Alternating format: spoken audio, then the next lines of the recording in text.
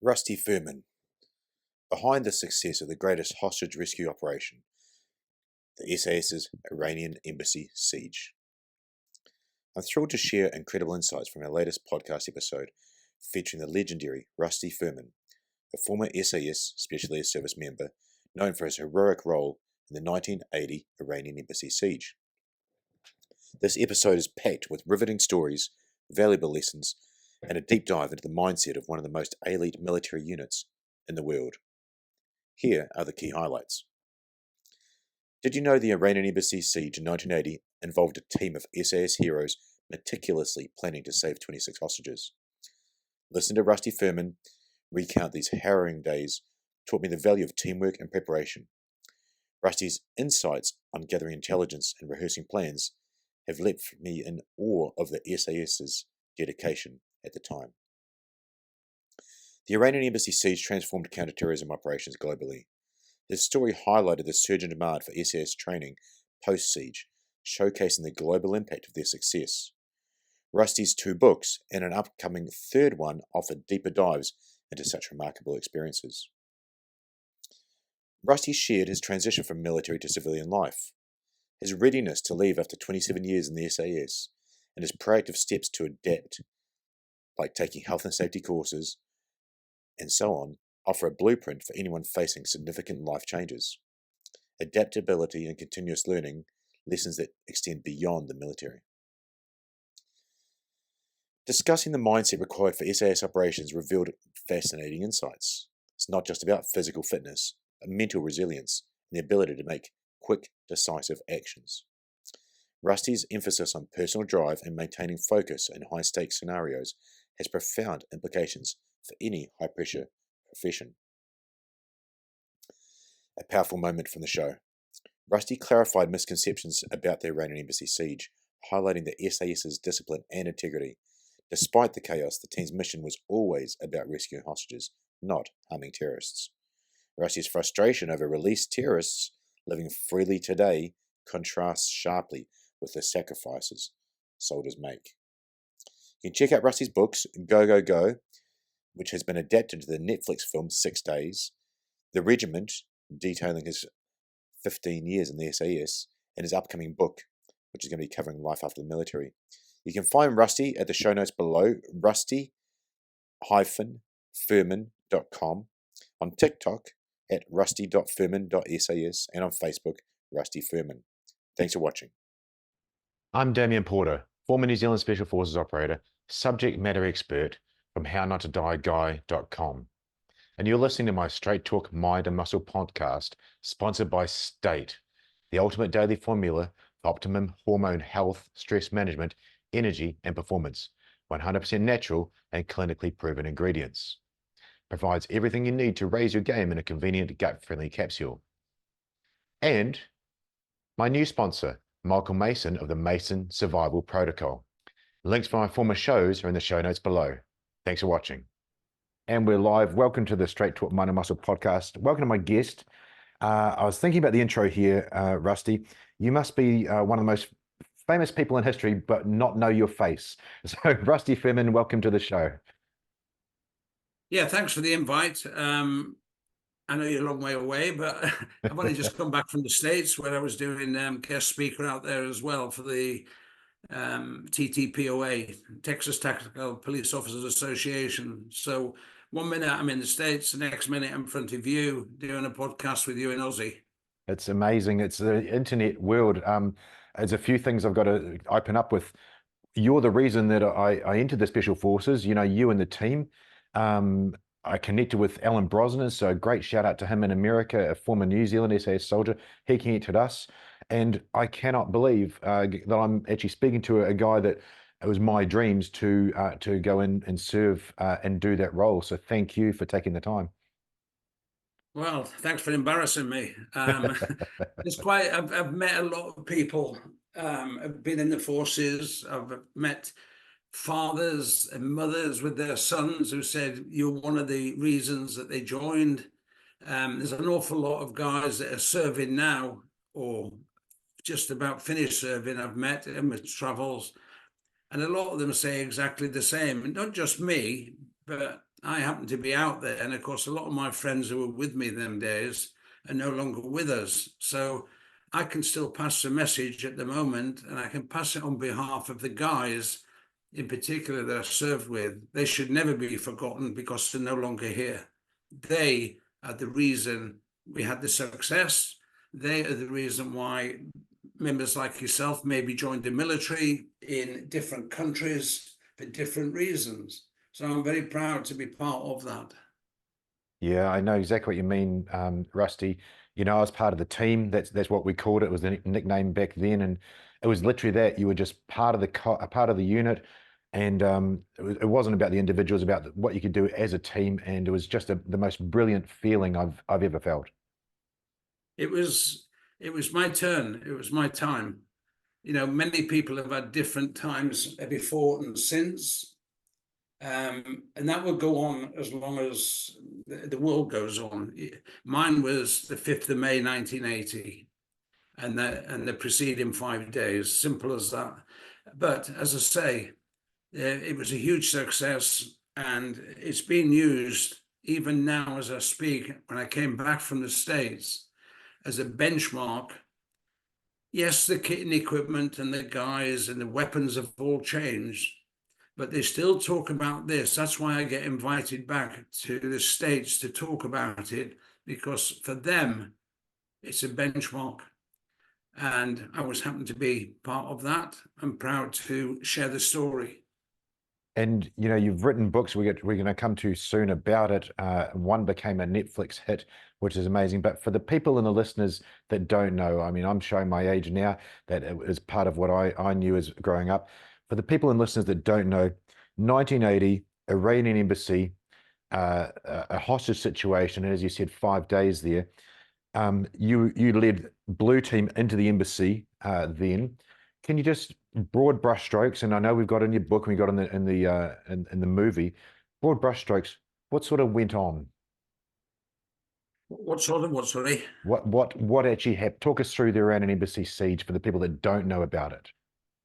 Well, basically, day 1, 30th of April, 1980, 6 armed men wandered down Hyde Park over the road, walked into the embassy, basically the Iranian Embassy situated in South Kensington. And that was the start of it. They took over the embassy by force. They all had guns and ammunition and weapons.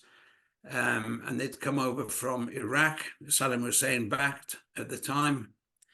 And they decided that the 26 hostages inside, they would capture them and then hold up for as long as they could to try and gain some recognition for what was happening in Arabistan, Kazakhstan, which is basically the southwest tip of Iran, which borders Iraq.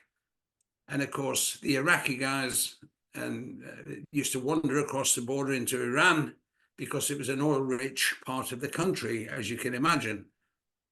Iranians got fed up with it. The Savak, the secret police, used to go and capture lots of people, torture them, kill some of them, send some back to the country to tell the story. Yeah. And that's what they came over to do, to gain recognition for what was happening. Day 1, not a lot happened. We didn't know very much. The SAS stood to in Hereford. It was a police operation from the very first minute, supported by the SAS. And basically, day 1, we didn't know anything, no social media, no nothing, apart from there was an incident. So that night, we traveled down via a place called Beaconsfield, where we get fed and watered. This is a whole team, by the way, of red and blue team, which made up B Squadron 22 SAS, counter-terrorism team. In that period, we'd only taken over a couple of weeks before from a different squadron, D Oh, Squadron. wow. So you're only 2 weeks up to speed. Yeah. So 2 weeks earlier, it would have been them. 2 weeks, we'd been on the counter-terrorism team before, but the fact was that, as I said earlier, it was our turn. Something happened. Day one wasn't exciting apart from, okay, we'll all get down to Regent's Park Barracks, which was self-contained in there, which meant one way in, one way out. We could hide everything we had, and we got there covertly. That was the whole aim of it. At this stage, we still didn't know very much as a squadron. The squadron headquarters, as you would expect, the head shed as we call it, they would go down and get their briefings, but at the same time, we haven't been given much apart from where to go, and there was no duration. Nobody knew how long it was going to take, and what the situation was. So that was day one.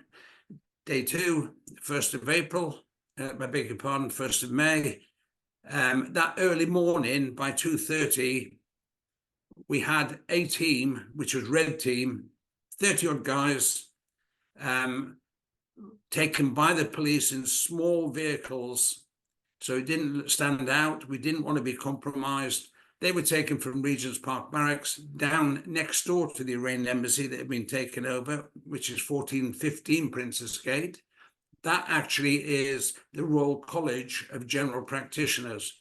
Yeah, referred to in my book as the Doc's House, right? Yeah. For obvious reasons. So they were there. They had a plan in place within an hour. What if? What if they'd shot somebody and thrown them out, proof of murder on UK soil? However, we, the blue team, had to hole up back in Regent's Park for a whole 24 hours. After that 24 hours, we were taken the same way as the red team, small packets with Met police drivers, Met Metropolitan police drivers. So by the second day, I beg your pardon, by the early morning of the third day, which was the 2nd of May, we had a complete squadron of guys, 60 odd of us, next door to where the bad guys are, the 6 terrorists and the 26 hostages. And really, once we were there, it was like, okay, red team had been on duty all that time. So we get there, and the first thing, how long is it going to last? How many hours in a day? 24. What's the obvious thing with two teams? Let's do 12 hours apiece. We take over their plan, look at it, and then over the next 12 hours, and so on, as we keep switching over, we have a skeleton plan. And then as the days go on, you put meat on the skeleton, and your plan becomes better, more intelligence, more information, being able to do rehearsals. So you're feeling now you're really getting into it. The head negotiator, Max Vernon, takes a lot of credit, and he never said to himself he did. He took a lot of credit. He gained us that time, 6 days in the end. So we could do everything we possibly could. And that's what happened. One team would be on standby next door. The other team would go back to Regent's Park, 4.5 miles in London traffic, to do some training, some rehearsing, and getting your drills ready. They would come back, and then the other team, in my case, my team, blue team, we would go down and spend some time down there. So there was always one team next door. More information, more intelligence over those days came in as the days go on. And therefore, we had the initial, it's been taken over. Then we had the floor plans. We got the caretaker who knew the place intimately to tell us bits and pieces. From the floor plans, we built mock rooms, that simulated the floor plan. So your teams could walk through, talk through in their head, get which doors open, which way, and so on.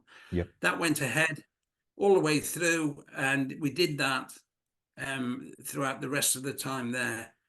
Basically, by the time we went in at the end, day 3 and 4 was just more information, more intelligence. They let some of the hostages out for different reasons. So it's 26 to start with, and then they let them out, stomach ache, this, that, and the other. Basically, over the days, it was 26 to start with. On the final assault, there was 19. I'll come on to that in a minute. So when they came out, they could give a little bit of information of what they saw on the inside. So that was quite helpful. We had the police snipers outside. We had our snipers outside. We had cameramen outside. But the only stuff we got from the inside was from the hostages. Yep. And that's quite important because they can give you first-hand information. They weren't all ill. They just wanted somebody, somebody will pull a trick. And for us, it was great because they could give you some information. We were more like booby traps, this, that, and the other. How many of them, what were they wearing? So all of that build up goes onto a board for each of the terrorists. Eventually, we have 6 terrorists. Yep. Passports, they were found in the bedsit in Earl's Court in London. So they got the photo fits, and from there on, this is what we're doing, looking at your own intel. This is your own stuff. You do this yourself. You're not being told to do it. You're continuously looking, and what we're interested in, male or female, what they're wearing, what weapons they've got, and really, that's about it, right? If you got that, and you got a picture of what they're armed with, what they're wearing, how many of them, male or female, you've got about all you need. Yeah. The big picture, not interested in. Let them, the people who are dealing with the big intel picture, let them get on with it. So me and my guys, that's exactly what we did. And I'm sure that everybody did exactly the same in their own time while they were there. So, to skip forward a bit, we've done day 1 and 2, early morning hours, and day 3. Deadlines came and went. When you get a deadline, I stood to, which means you're already dressed in all your black kit and everything there. And let's say a deadline appeared for 1 o'clock, 1 p.m., let's say. We'd be there before that, ready to go, just in case. And I just call it what if, what if, what if. Nobody can say what it's going to be. Exactly. So why not call it what if? What if something happens? Well, it could anything. Mainly looking if they maybe shot somebody. And there was some shots heard in the building, but we didn't have proof of murder. So it still didn't mean we went running in like a chicken with no heads. Yeah. At this stage, with some of the intel, and let's be honest, the inside had been bugged to some degree. So it's part of the plan. And finally, over the next few days, that type of thing happened throughout. In between, we used to watch the snooker. Big snooker fans, me, John McAleese, and all the rest of them, big snooker fans. Cliff Thorburn was playing Alex Higgins in the final of the Embassy World Championship. Couldn't be better. So I'm in touch with Cliff Thorburn now, and of course, Alex Higgins is no longer with us either. So that type of stuff goes on. And then it takes you through to the last day. I don't know how much time I've got, but it takes us through to the last day. But that is the type of picture we've had. Backwards and forwards, a bit of this, bit of that. Finally, we're in a good position now. And really, it was like hurry up and wait. Yeah, exactly. A lot of waiting. You know what I mean? Yeah. How long is it going to take now? We're already into day 6. Yeah. Hostages have come out and helped. We've got no proof of murder of anything. We don't know if anybody's been shot until that last day. And on the last day, when they heard the 3 shots, we found out later, not long after the 3 shots, they got the door opened in the embassy and the body was put outside. That was the biggest mistake they made. Yeah. That was proof of murder. And that was Lavasani. Lavasani was the young press attaché inside the Iranian embassy. Lavasani, unfortunately, was the guy who stuck his chest out against a terrorist. Yeah. Quite obviously, maybe he would have been first to have been executed because he'd pissed them off. Yeah. Right? By doing that. We found out a lot of this later. So the body's outside. We're inside the next door. And then with that, Mrs. Thatcher, the Prime Minister, remember, this was a Metropolitan Police Operation.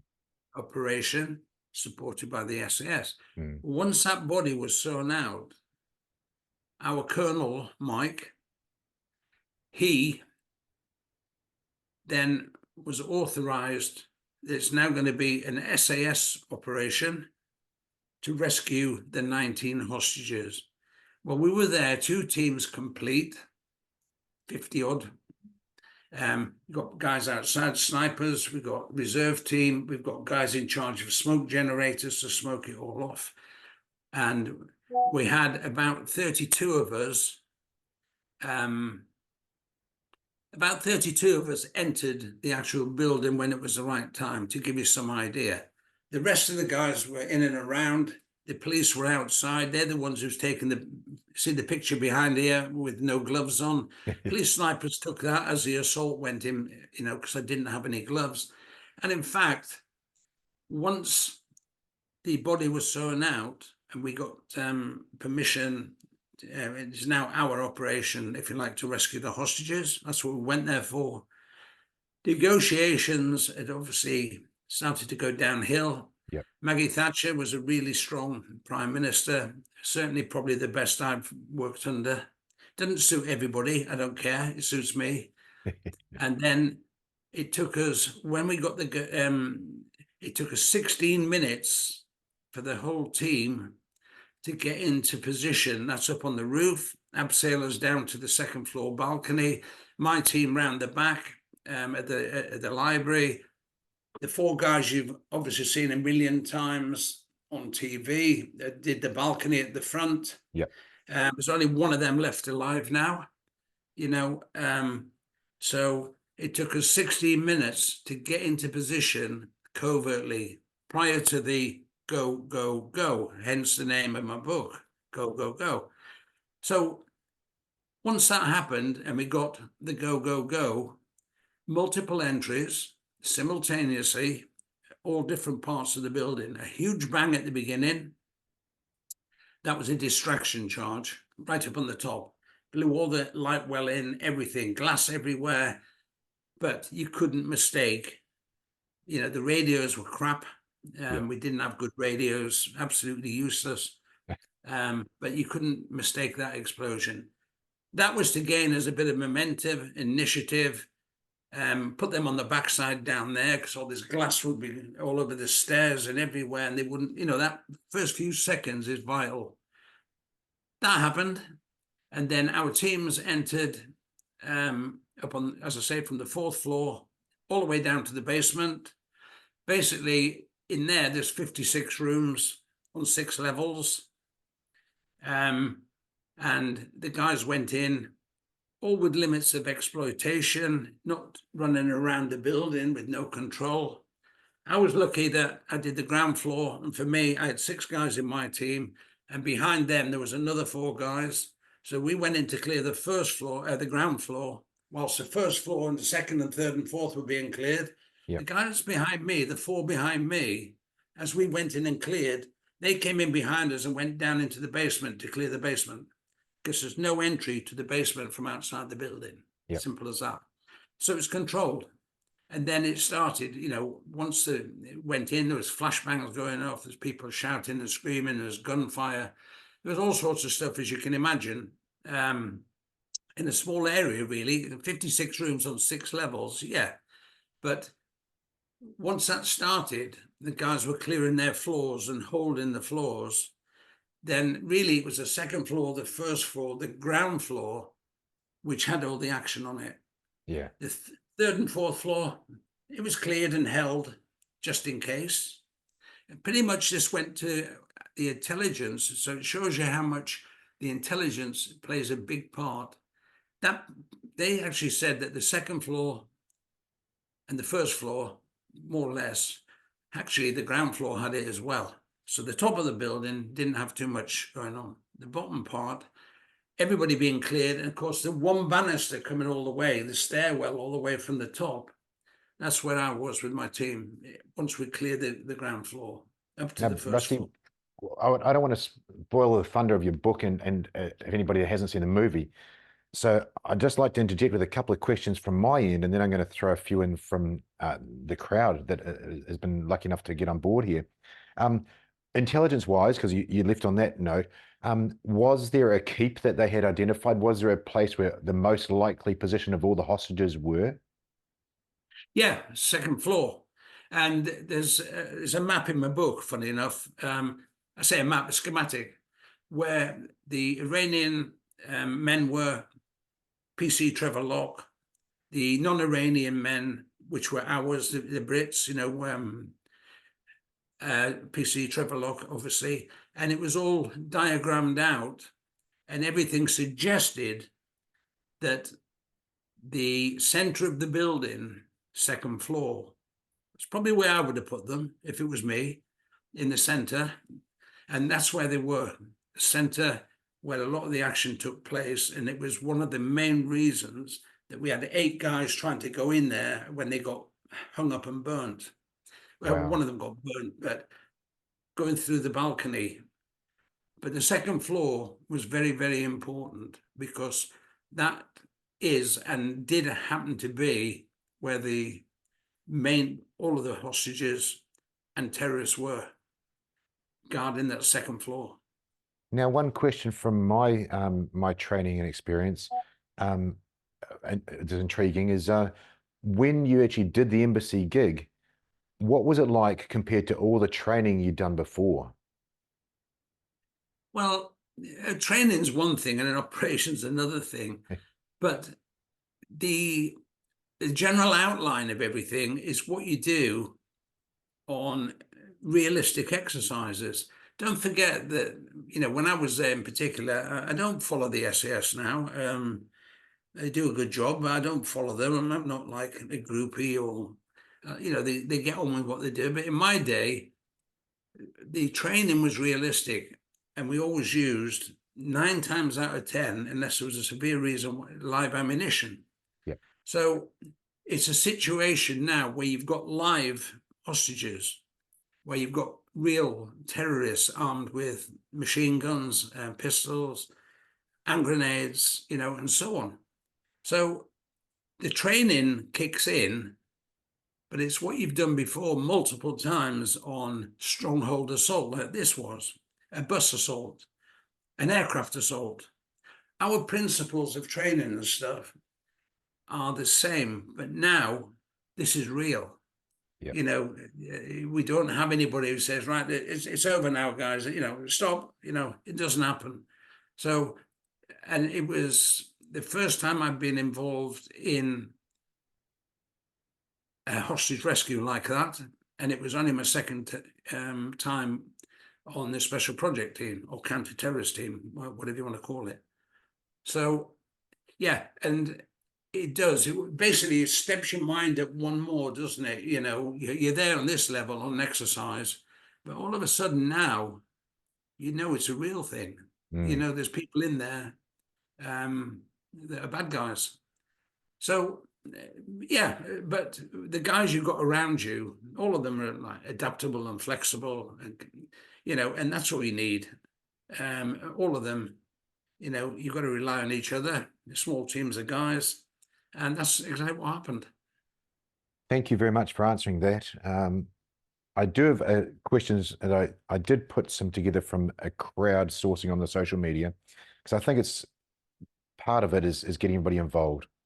So first question is from a guy, Gary Hodges, and he's asking, such an international event and well documented, do you ever think about anything that might have been done differently with today's knowledge and availability of tools against terrorism?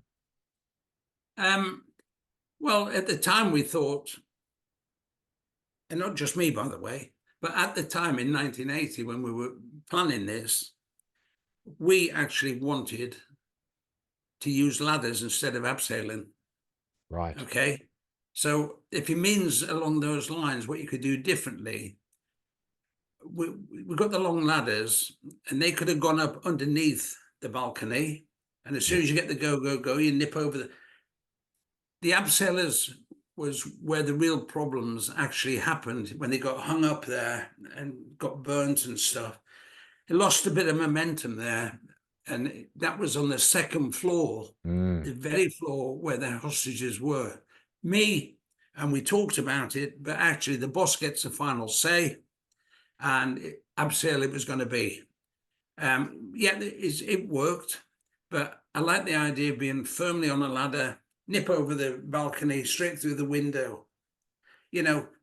And we did talk about it, and a lot of the guys I spoke to said, "Why did we abseil?" It's not a criticism; it worked. Yep. But what it is, normally the guys who are doing this, you know, have got their own thoughts, and it wouldn't have been any hassle to put the ladders up. So there's 101 things you can say now. Social media is one thing that could have killed that operation. Oh, yeah. You know, Yeah. it had cell phones and this, that, and the other. You know, what would they be listening into? You know, so as I say, that was the right thing to do at the right time. The plan worked. The guys carried it out. The hostages were rescued. I agree. I agree. And strangely enough, that's what I teach people on the self-defense courses when I ask them, have they been through a confrontation before? And they do, they talk about it. And I say, well done, you know, you won and you're safe if they come out okay. Because so many people, they like to do the black dog, they like to do the what if, but hang on, it worked just fine. What ifs are nice, and if you think about those, but it worked just fine. So it's at an SAS operation at the highest level, the same thing as one-on-one self-defense. Yeah, you know, if it had gone in on day one, day two, even, or so on, you know, I'm certain we would have still done the same job, but we actually had the IA plan, the immediate action plan, which was the very first plan within an hour. And it's part of my presentation that I do. It says very clearly on there that it could have been very messy. Oh yeah. And, you know, Max Vernon, as much as he's no longer with us either, a great guy, he deserves more credit than he got for keeping them talking. It didn't matter in the end. Tell them lies. Tell them what you want. Just keep the time. That gives us the chance, and that's what he did. So he did a great job. Agreed. Yeah. Agreed. Got a couple of questions from Chris Collins. You spoke about Maggie Thatcher before, Rusty. So Chris asks, Maggie Thatcher was always seen to be supportive of SAS. Was that the case that from your end? And did anything change following the successful operation at the embassy? So was Maggie Thatcher actually supportive of the regiment? And did anything change after the embassy siege regarding Maggie Thatcher and her support? No, Maggie Thatcher was a good supporter. I've got pictures with her when she came down to the camp and do demonstrations and stuff. You know, we haven't got anything like that nowadays. You know, nothing. They don't even know where the camp is, you know, let alone anything else. But Maggie Thatcher, in my opinion, was a very, very big supporter of the SAS. Even when she come in and John asked her to move out the effing way. So we saw the TV. It wasn't supposed to be on TV. It was supposed to be smoked off. While we were in there, she cancelled that and said, we're not going to smoke it off. We're going to show the world how we deal with terrorism. That was her taking it on the chin, mate. Who would do that nowadays? Oh, We haven't wow. got anybody. That's what she did. And she was there for quite a while. I loved her. A few people up the north where I live here now didn't, for different reasons. But actually, when she put the task force together for the Falklands 2 years later as well, which I was involved in, yeah, you know, top draw for me. And she never went off the SAS. She used to call them her boys. Brilliant. And that was Absolutely the Prime brilliant. Minister. Yeah. You're so right. Nothing like that since. It's a different world. Yeah. On a slightly different note, and one that I've often wondered myself, being of my genre with the professionals, Lewis Collins, aka Bodie. A little bit of grey area there about did he pass SAS selection? Was he in the military? Do you have any information regarding Lewis Collins? Yeah. I mean, you know, We've had a few of them come and go. Look, as far as I'm aware, Lewis Collins tried to get in the TA SAS, which Right. was we had 2, 1 and 2, 3. They're still active today in a Mhm. different role. And from what I can gather, don't forget, me and Snapper, when he came to the camp, right? Yeah. This is when we were the ones who were put aside to look after him while he was in the camp. Oh, brilliant. Right? Now, he hadn't passed anything. It was to make the film, you know, that other film, that Mickey Mouse one, Who Dares Wins, Yeah. whatever they call it. Yeah. That really is a shambles, but it's good for people who like films. Right, so he came to the camp to see how we operated, basically. In other words, he wanted to piss up with the guys, okay? Fair enough. He got that. Right, that's fine. But he never was in 2-2 SAS, and I don't even think he got into 2-1 SAS. If I'm wrong, I'll put my hand up. But he did the training, but then they thought he's too high profile of doing what he did. That's the story I know. I have met him, but never asked him. And me and Snapper, Soldier I, Pete Winner, whatever you want to call him, one of our tasks when he was in the camp was to make sure he was okay in the squadron lines, you know, having a beer and stuff on a Wednesday or a Saturday night. Used to be called the Paladin Club. And, you know, he fancied himself as a bit of a lad. So, you know, but yeah, that's what I know of him. That's the same thing as I've researched as well. A former para that had got to the almost the end, and obviously is a bit too well known to make it into the unit. Yeah. All right, then next question from Billy. That's a pseudonym, and this is quite a telling one. I think it's something I've asked a lot of different operators about. Billy asks, do you think an SAS mindset can be developed? Or do you think the boys you served with yourself included, without vanity, are simply cut from a different cloth, i.e. a product of your own environments?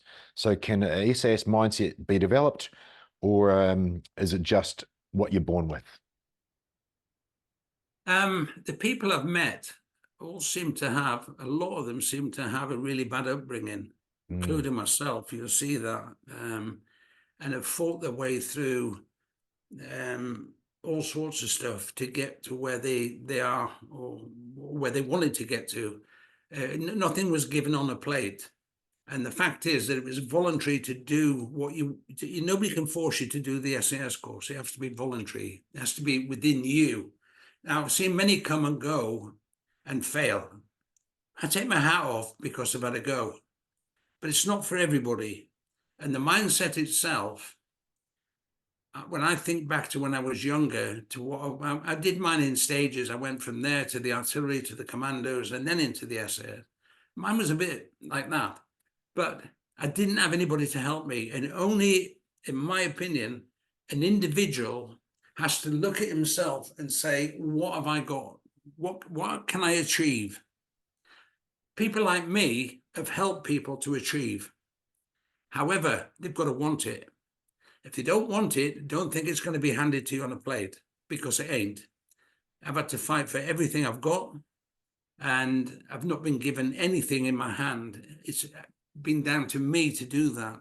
So the mindset itself, I think people, certainly certain guys that do different types of sport and stuff, they've got a mindset, and it could be developed on top of what you've already got.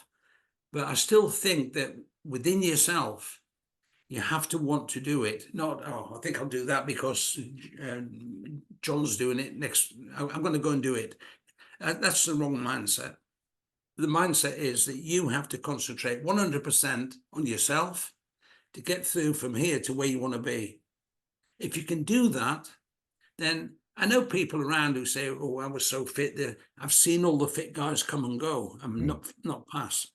It's got nothing to do. Yeah, I was really fit when I did mine, and I don't see anybody passing the SAS selection that's not fit, not at all. But I've also seen the big bodybuilders, you know, the guys who used to eat the tablets and Yeah. They all fell by the wayside. The guys who actually passed are the ones who do the training, go and have a beer at night, get their head down, and get up in the morning, get back out again and do it. That was my day, and I've got, I just think that it's got to be within yourself, not trying to keep up with somebody. Do what you can do, and your mindset might change along that route. Now, I help people. I do this. I do motivational. I do bits and pieces. And I've seen people change, and they come there with totally the wrong attitude. I'll just turn up and I'll pass. It doesn't work like that. It doesn't work like that, because you've got eagle eyes of the senior instructors that have been there watching everything you do. Exactly. So you might think I've done A to B in a great time. It doesn't mean to say you're going to pass. Not at all. But you just don't know until the end of each day. So mindset, you need to get it right before you do it. And I would think there's quite a lot of individuals who've got the mindset, but actually they don't want to do it. But they can talk the talk, but they can't walk the walk. And that's possibly the difference. There was something quite telling you said there, Rusty, and it's ability to focus 100%. And you sort of blew past that sentence, but I picked that out. I would suggest to all the listeners and viewers, it's very rare for someone to actually focus 100%. And Rusty, you and I have had to do that on our jobs, to be able to focus 100% of your brain, 100% of your effort onto a certain task, because it's life and death. And that's what I believe is the mindset for the motivation to be able to focus on that as well. Yeah, but I say on some of my, when they ask the questions, and I always do questions and answers when I do my talks, no matter where it is. There's no such thing as a stupid question, in my opinion. And I always do it. And you get the people who ask you all the different types of questions about, the one thing I will say is, I wanted to be a footballer, a soccer player, right? Yeah, yeah. When I left school. And it didn't quite work out. And that was really sad. But I was thrown into the army at 15. Wow. Even sadder. It's all in my book. But I learned how to do both. And I ended up not as a professional footballer, but I represented the British Army of football. That's as high in semi-professional football as you can go in the UK. Brilliant. I got there. Brilliant. So I was a soldier, but I represented the British Army. I got my army colours and everything for soccer, as you call it, football.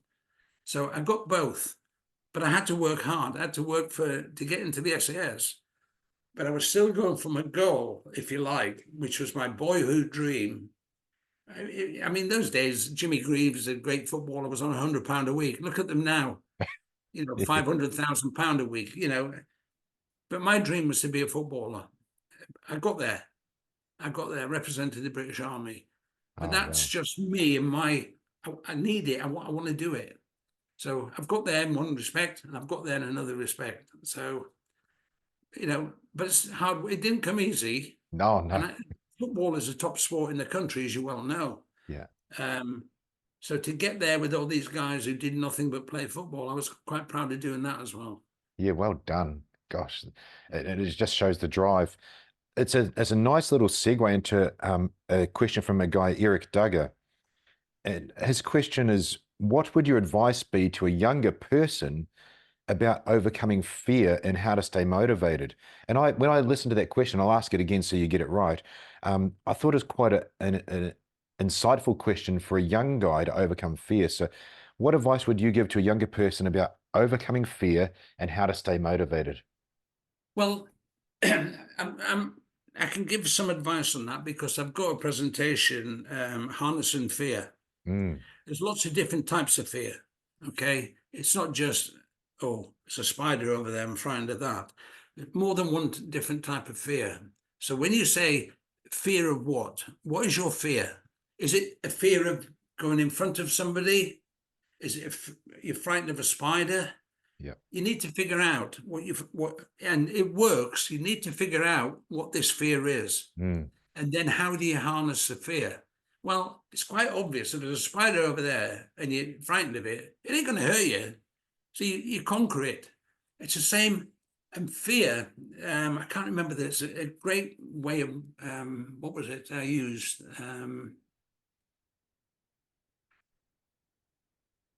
Courage, something like courage comes out after you step over fear. Right. Words to that effect. I've got that downstairs. It's on a card. Yep. Might not be quite exact word in that, but you've got fear and courage. Well, certain situations you might be tense, fear, frightened, call it whatever you want. Mm. But when you go forward, you see the guys who go and often charging into people and winning a war. Yep. Courage. You've stepped over fear, and now you're faced with what you're going to do. And I think it's a great saying, because for me, I think along those lines. And for anybody who needs motivating, what they have to do is, first of all, my opinion, is what are you frightened of? This is all different types of fear. Yep. You just got to look it up. There's different type. And then to motivate yourself to do that, fear of joining the military, maybe. Oh, I don't want to join the military, I might get killed.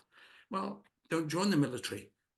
But if you are, you give it some thought, because nowadays I don't tell anybody to join the military. Nobody. I say, if you want to join the military, I'd support you. But you know what? It's not like when I joined. You need to give it. And then you're down to your self-motivation, because you are. Because there's nobody can be alongside you to keep motivating you when you might have the next 10 years. I did 27 years from 15. So, but I never had to get out of bed and have somebody motivate me. That's the difference. Exactly. Right? Especially in my last 15 years in the SAS. I didn't need anybody, never. But I've helped a lot of other people. So if you can work on that, if you understand what I've just said, if they understand, then motivation, be like some of the good guys, be self-motivated. Don't, because if you're waiting for somebody to motivate you, it might be too late. Get out there, get in amongst it, and motivate yourself. If you don't like it, get out. Yeah. Simple as that. I agree. That's me. I've got two more questions, I think. Another one from Chris Collins. I like this one. I like them all, actually. They've all got different facets. Chris asks, did anything change for you after the siege, after putting all the training and practice into action? And the context he puts it in is, for instance, a sense of pride, purpose, etc. Did anything change, or was it just business as usual the next day, the next week, and so on? Well, whilst I was serving in the SAS. After the siege. Yeah. Well, after the siege, it was a major operation, right? So we came back, we had a couple of days off, because our weapons had gone into forensics. Yes. Okay. So first thing he did after the operation, bag them all up, put your name on there, sign the thing. They've gone for a couple of days. So we had a couple of days off. So we went and had a few beers. Because there was nothing else we could do. Anyway, the weapons came back within a couple of days and back on the job. But what actually happened was they have a wash-up, as they call it, which just means from the top of the operation downwards, right, what can we improve on? Vehicles, weapons, ammunition, personal kit, respirators, personal kit you wear. I went through everything, and things changed, because, to put a long story short, almost everything we had when we went in the embassy burnt. Got rubber boots, got a rubber respirator. You had a nylon balaclava over the top of your respirator. Rusty, was that really an NBC hood you had on? Yeah, that was an NBC, but underneath that was a nylon Oh, balaclava over oh, the top. Yeah. So you have the respirator on here, yeah, nylon balaclava there, and yeah. then the cut-off NBC, nuclear, biological, and chemical warfare suit top, cut off from there and tucked inside what were just, I've got jeans on, but cotton type, bog standard tank commander, tank crew coveralls, Yeah. black, burnt, Oh, everything burnt, yeah, right? So then they got, I call it all the Gucci kit, yeah, you know. After that, they got no, they call it Nomex, fireproof, good boots, everything. You know, you can't do much with the respirator because rubber is rubber, and it's the only way you can make a respirator.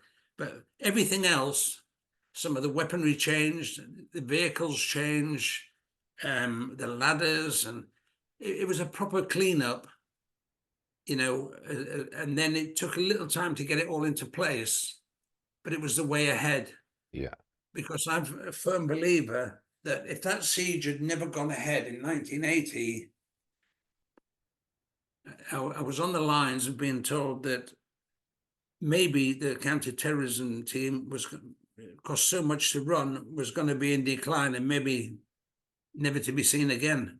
yeah. Wow. Because you can imagine how much it costs in those days, in particular, fire hundreds and hundreds of rounds, everybody every day, you know, and it was not, but the other thing is that after the siege, yeah, everybody in the world wanted to be trained by the SAS. And what does that mean? Pounds, shillings, and pence to the government. So they charge them a fortune to send guys like me over to different countries, along with other guys, to train them and charge them a fortune. Oh, Yeah, those guys did well on the day, didn't they? We don't get anything out of it. They get all the money. yeah, But the fact is, that's what happened. So we could have been in decline, successful operation, then it's 100% the other way. And that's fact. I know I yeah. was part of those teams. And how about for yourself, Rusty? I think that's what Chris is getting at as well. What was your mindset after the operation versus before? Had that really changed your confidence, your purpose, your pride? Um, Not really. It was one of those funny things that even though we did the siege, it wasn't within our own groups really discussed. It wasn't really a big deal. Yeah, At the time, it was great. But over the next few years, you didn't find people just talking about the siege every day. No, at no, all. Hardly ever, because there was more going on. yeah, We've done it. You've done that, great, and that won't be forgotten. But once I went out the army at the same time as John and a few other lads, people took a big interest in it, and then want you to do documentaries. They want this. They want the film. They want books. And it was more relevant after I left the regiment than when I was still serving there, because we'd been there and done it. And what's next? Well, the Falklands was really next for us 2 years later, you know. And once again, it's just different. And I didn't feel, I didn't get up in the morning and say, oh, remember when we did that? There's none of that type of stuff.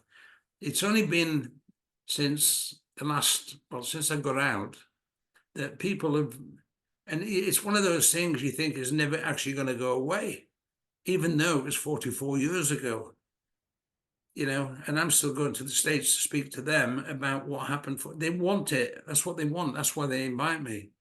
Well, it was a So, watershed moment. It was a watershed moment, Rusty. And I remember joining the team, and the reason our team was created was because of the Sydney Hilton bombing, and that brought the terrorism. what, sorry? The Sydney Hilton Hotel Yeah, bombing. So yeah, that brought terrorism closer to Australasia. So the New Zealand SAS were told there was a requirement to have the CT team. But that perfectly, when you mentioned the Falklands, gives us the opportunity to speak to your books. You've got 2 books out, which is brilliant, and I'm so proud of guys who go on to write books. blows my mind. You've got Go, Go, Go and the regiment. And of course, Go, Go, Go got turned into a Netflix movie. And you said before when we're off camera that you're going to be writing a sequel, you'll be writing a third non-fiction book. Yeah, I've got that one, Go, Go, Go. Yep, brilliant. And as you say, that was turned into 6 days, the film on Netflix. It's on now, after all those years. And then the regiment, this one, 15 years in the SAS, all on my website. And I've always been told to write, Rusty, you need to do a third book, because people who bought these want a third book. Brilliant. Because that ended, that one, it goes up to 1992 when I left the army, when I left the SAS after 15 years. But what I've done since then, they've said you need to tell a story. Yeah. So from 1992 to present, wherever present is, and I'm going to get it done, because I'm speaking this week to the guy who's coming up to talk us through it. We're going to get that one done, and that'll be the third non-fiction book about yourself, which is, not many people have done 3 non-fiction books, you know. So if I can get that one up and running in the next 18 months, I'll be delighted, absolutely delighted, because you know, we're not getting any younger. But the fact is, but the fact is, there is a chance to do it. And I've been given that chance again. So, as I say, I'm meeting up this week, and I'm going to try my best to get it off the ground as quickly as possible. And I know me, from my side of it, it's not going to take long. Brilliant. Do you write them yourself, or you work with an author? I do write them. I write the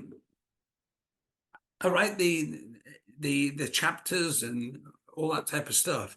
But then I need somebody who knows how to put it into a proper format, book selling format. So everything I send will get titivated, as I call it, you know, play around with it. But the actual stuff is me writing it. Brilliant. And I use the voice dictation stuff, so I can do it quite quickly. And then it just needs looking at, and right, that'll go into that paragraph, to that chapter there, and then we've got the different chapters. So that's what I did with the first and the second book. And the third book, well, there is only me can actually write it,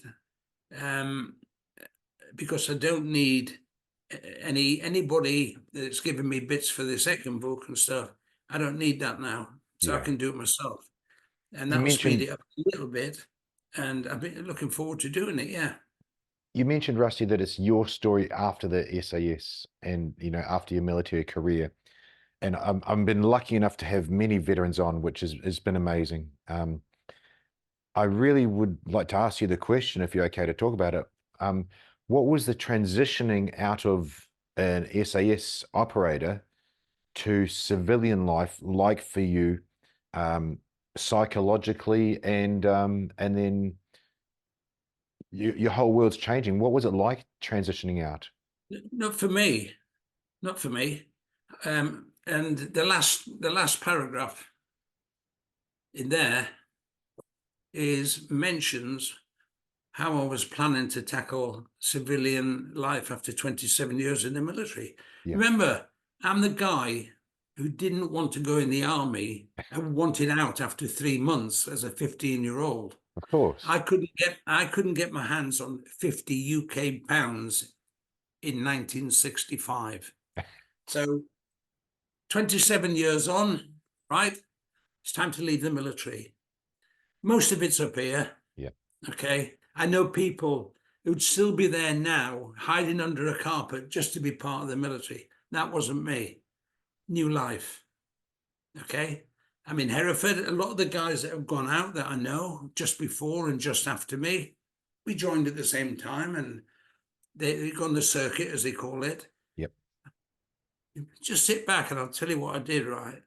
My last 2 years I spent with 2-3 SAS as a permanent staff instructor, stroke SQMS, Quartermaster Sergeant. Right. I took that extension. I could have gone out 2 years before, but I took that for a reason, that the military have got a way of call it pre-release courses. So I decided, I'd done all the courses, the paramedics and all this type of stuff while I was serving. So I thought, security, yeah, pretty much up to date on security. I'm going to do the most boring course in the world, right? Yeah. Health and safety at work. Okay. So I went to Plymouth College, down in Plymouth in Devon, 6 weeks course. I went down there and it was murder, right? But it's like beating yourself up. I went down there and listened to all this, what I call bullshit. Yeah. But you got a security side, and a lot of the employers were looking at safety. Now, we didn't have this in the regiment. Yeah. Health and safety at work came in 1974 in the UK. I'd already been in the army since I was 15, which is what, fucking hell, 65, 99 years before that even came in. 15, 25. Yeah. So I went to the college. There's all these guys that suits, some of them with ties, and I just sat with it, pair of jeans on and stuff. Anyway, I had to get the qualification, which is a NEBOSH certificate, National Examination Board of Occupational Safety and Health. That's one. And then the Safety Management Certificate, which when you go, even with the likes of what SAS do after they leave, I'll be doing that in my next book. And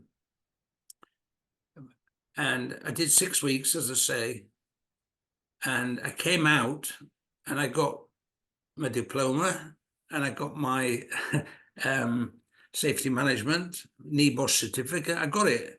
So now when I go and put it on my CV, Yeah. you know, the CV, I've got all this qualifications, security, but now I've got what they want to see. Yeah. Somebody's got safety management. That broadens it for them. Yeah, of course. So it worked, and it's proven to have worked in certain jobs. You know, when it comes to a toss-up, maybe 2 or 3 people, but he's got that extra bit. Yeah. But the fact was, I had to go and do it. And I can remember sat there going, what am I doing here? Because all these deadbeats I was with, they weren't military. Yeah. They were just people who were like, really? Yeah. I'm sat in the corner going, making notes, you know. But I got it. Either way, I got it. And while I was there, the one spare moment I had, I did the food and hygiene course as well. And that was only that was a day and a half, I think. So Yeah. I got a little certificate saying I'm okay with food and hygiene. So I went a totally different way. Oh, and just before I left, I got a forklift the forklift. Yeah. Yeah. I went on a forklift instructor's course, and I got a license for that as well, all to do with health and safety, the lot. Brilliant. So it's what you make it. You know, you've got to, sometimes you have to put yourself out. I put myself out on that, trust me. It's not something I would see myself doing, but I learned something. You can do whatever you want to do. As Jim Rohn used to say, a great motivational speaker, I used to travel the world with a guy. He said, a human being can do what he wants. A bird has to fly south in winter. Think about that. Because you can. Sometimes you don't want to do it, but can it help you in the future? And I would say, yeah. Yeah. And the way the world's changing, it's probably different now. There's probably other stuff you can do rather than be just stagnant, another run-of-the-mill person. Go and try something else. You know, there's nothing wrong with it. But I got bored. It was like being bored by professionals. Really boring. But I sat through it and done it. You said near the start, Rusty, guys are flexible and quick thinking and so on. And it's what I found so much about the team and the regiment guys. You know, anything they want to put their mind to, they can. And I saw that so often. They're just so quick to learn, and they're just adaptable and flexible guys. And that mindset's clearly stood you in good stead throughout your life. Well, it did. I don't know where I got it from, because at school I was absolutely terrible. I've no idea how I got into the Junior Leaders Regiment, Royal Artillery, at age 15. I don't know. To this day, I don't know. Somebody must have fixed it. But um, but I've always had to be on my own, thinking for myself. But when I got to the SAS, I had a lot of other people like that. So Yeah. when you're training and stuff, I'm not picking on some of the American guys but they have to ask questions. Sarge, is it okay to now? No, you make that decision and you act on it with the best intentions, and you hope it's the right decision, but you hope you get backed up at the end of it.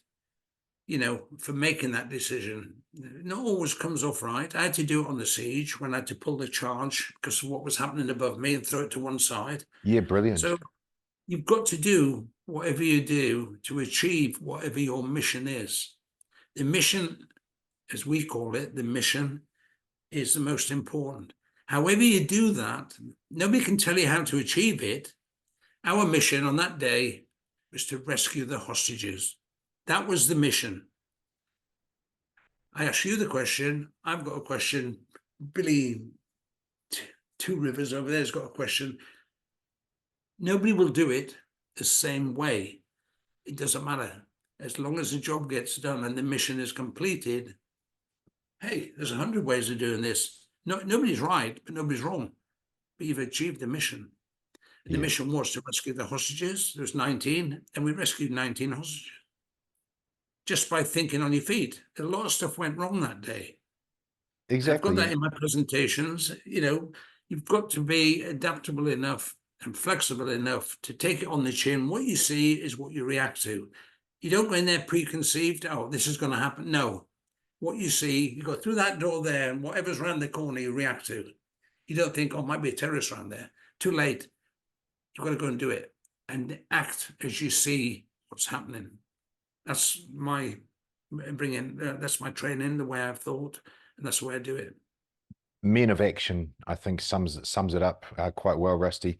Look, it's been lovely talking to you. I've got 2 questions to finish up, and it's been nice for this part to celebrate you in books. And of course, at the start, we've got the narrated show notes with all your websites and everything there. We'll come to that. But there's 2 questions I would like to ask you, and most of them were from everyone else. One in the embassy siege, and I'm sorry to focus on that, but it's very rare to get to talk to someone that was there. There was a terrorist that wasn't shot that came out and hid amongst the hostages. Was it true that some of the lads tried to drag him back in and finish him off in there? No, I've been asked that 100 times. That's not part of the deal, I'll be honest. He was outside on the grass at the back. Mm-hmm. I've got pictures of him being taken to one side and laid down.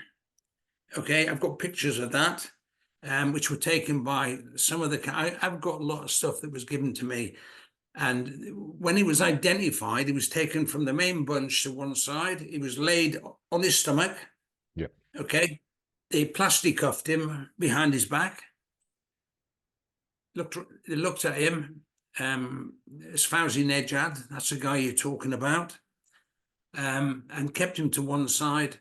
And the first thing is, it's not part of the training. No, not at all. And it's not part. And secondly, the place was burning down like you wouldn't believe. There's flames all over the place.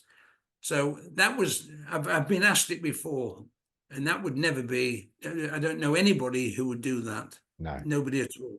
He got out, and I think it was related to what they call Stockholm Syndrome, with the ladies in there. He was a bit of a ladies' man. Yeah. The only thing I'm a little bit pissed off about, I'm going to let you all know about this. He went to jail in 1980. He got out after 28 years, 2008.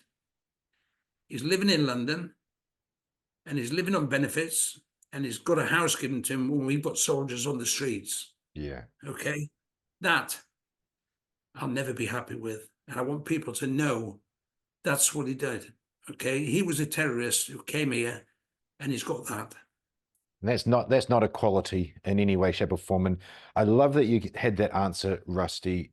It's exactly how we rolled in with New Zealand SAS counter-terrorist team. It's the highest standards of personal discipline, and integrity is what it's based on. And that's exactly how we've done it in every training operation we've done as well. So thank you. And my last question, just in regards to the siege, was covert clearance and a covert assault ever thought of as an option? Did you ever think of going there as a DA, of going and doing it by night and under stealth? What you mean, to assassinate the terrorists? Yeah, exactly. You've got, I mean, there's an option for everything, but let's be honest, even though you can plan it and prepare for it, it's just another option. You know the chances of using it without having proof of murder or anything like that are very slim. Because the other thing is, people don't understand that on our team, we only had 2 silenced weapons. Right?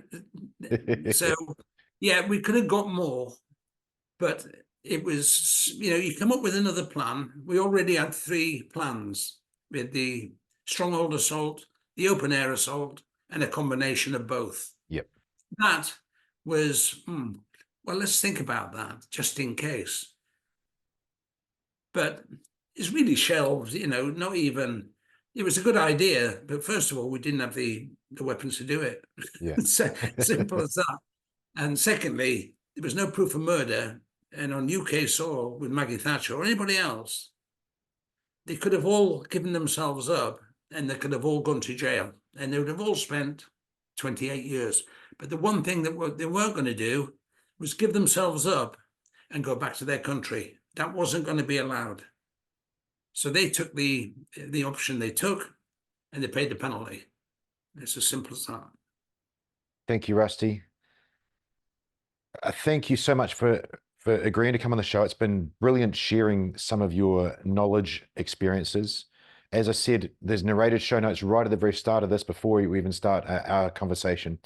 But people listening now, the best place to find you and your books, what's the website, and is there any other links you'd like to mention?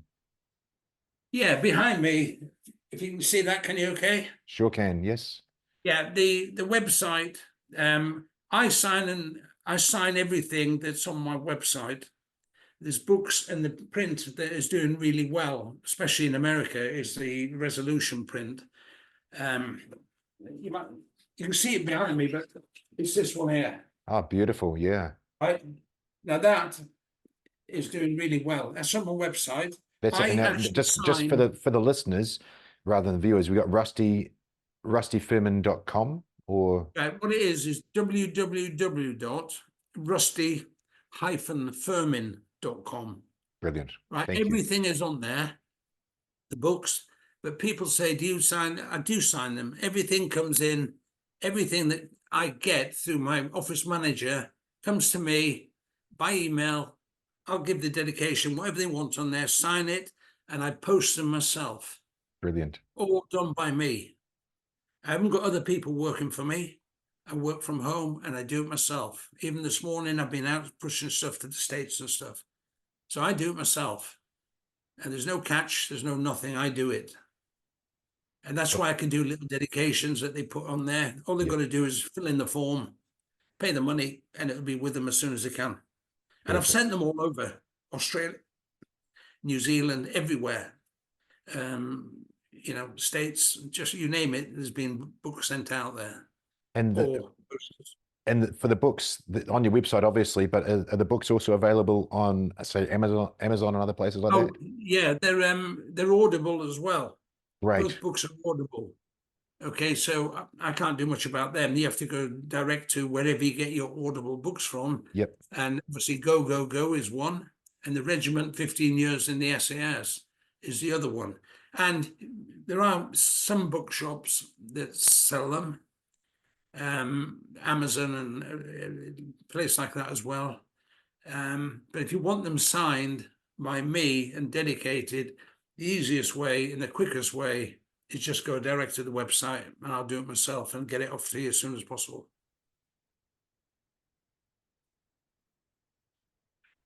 I've lost your voice. You've got no voice. How are we doing now? That's okay, yeah. Thank you. Look, I Just just that want last to. bit. Yeah, no, Just you're good. It was just my end. I just want to say thank you to you, but also thank you to Alan Brosnan from Tees for setting us up. Him as well as you, just two amazing gentlemen.